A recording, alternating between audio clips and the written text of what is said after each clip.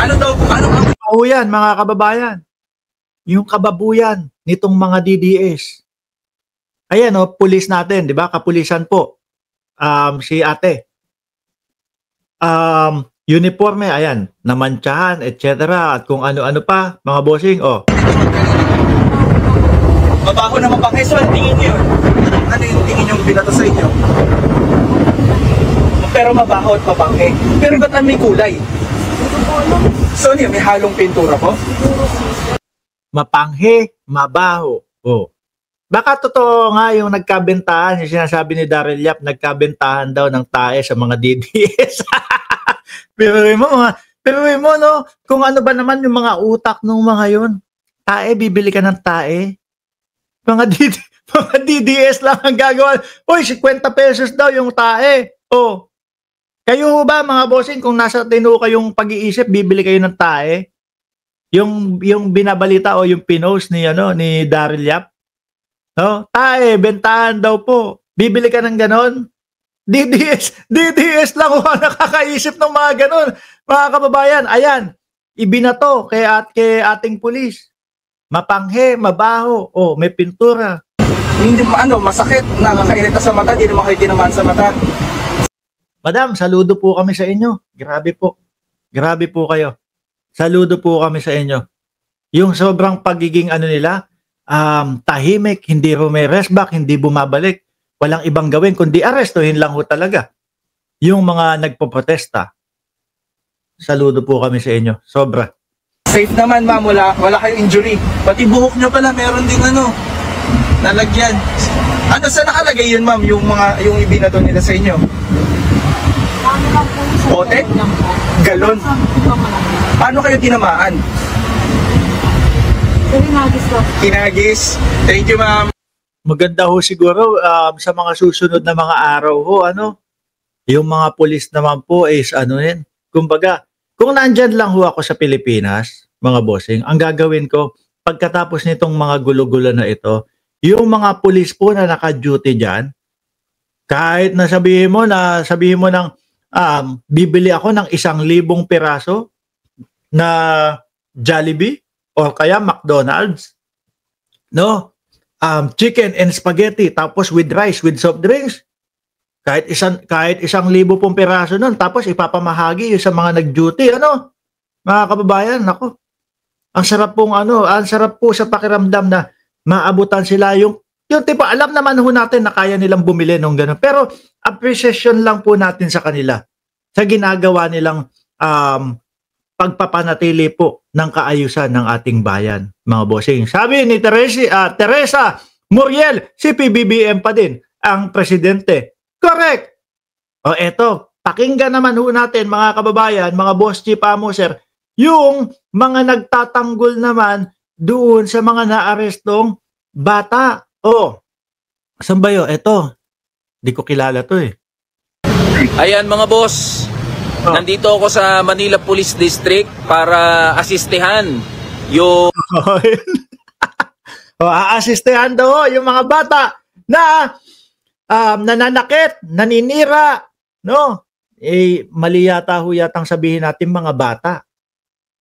Mali ho yata, yung mga, asistehan yung mga nahuli ng pulis. Sige, paliwanag mo, boss. Ikaw na bahala dyan.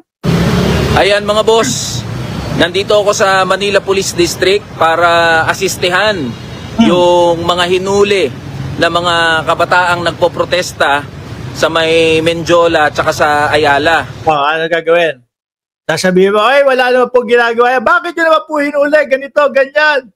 Pagtatanggol mo, kitang-kita sa mga video na talagang nanununog nga eh. Arson na yun Pagtatanggol mo pa, panununog, pagsisira po ng mga street light, pananakit, pagbato ng mga kung ano-ano, yung iba nga, tear gas pa ang dala. Pagtatanggol mo pa, akupal ka, boss. So hanggang ngayon ay wala pa rin tayong balita kung ilan yung nakadetine dito sa Manila Police District. Pero ang sinasabi nga natin, bakit mas nauna pang hulihin itong mga nagpo-protesta? Natural. Nanira ng gamit, nanakit. Ano gusto mo? kaysa doon sa mga magnanakaw na mga politiko, na mga congressman at mga Andale, Brad, ha? May rally talaga. May rally talaga. At karamihan ng mamamayang Pilipino sumama dyan sa rally na yan at bago sila pumunta, ang sinabi nila, hindi kami mananakit, hindi kami manggugulo. Ang tanging layunin lang namin is ipaabot, no, na kami ay kumukondena doon sa pagnanakaw. Yun yung sinasabi. Maliwanag naman mga boss di ba? Yun yung gaganapin na rally. Walang Duterte umuwi, walang bring him home, walang kung ano-ano. Walang mananakit. Oh. Ngayon, mga nananakit, naninira ng gamit, sinasaktan yung mga kapulisan. Ngayon, nagreklamo ka, hinuli, may sapak ka. senador.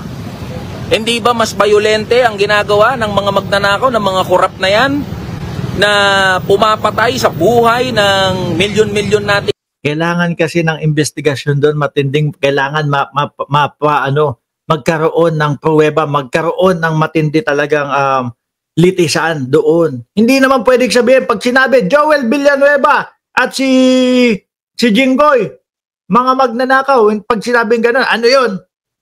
Pulong na agad. O, mga DDS yun, ha? O, di kawawa naman kayo mga DDS. Sigaw na naman kayo.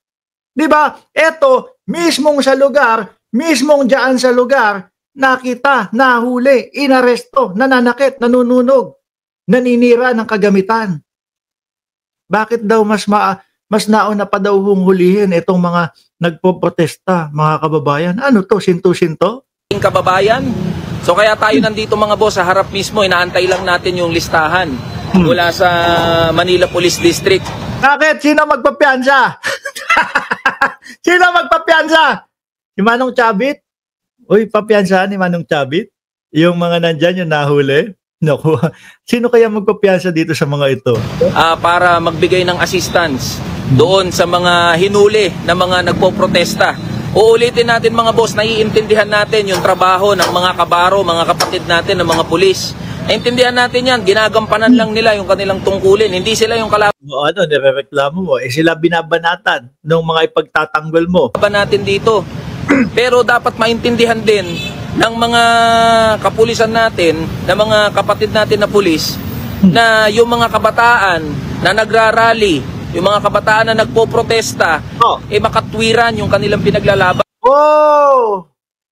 Yung mga makatwiran mga bossing, nandun. Siguro baka ngayon tulog na. Pagod sa rally. Baka nakauwi na mga kababayan, yung mga makatwiran at tahimik. Pero etong mga magulo, etong mga nananakit, ayan, oblo.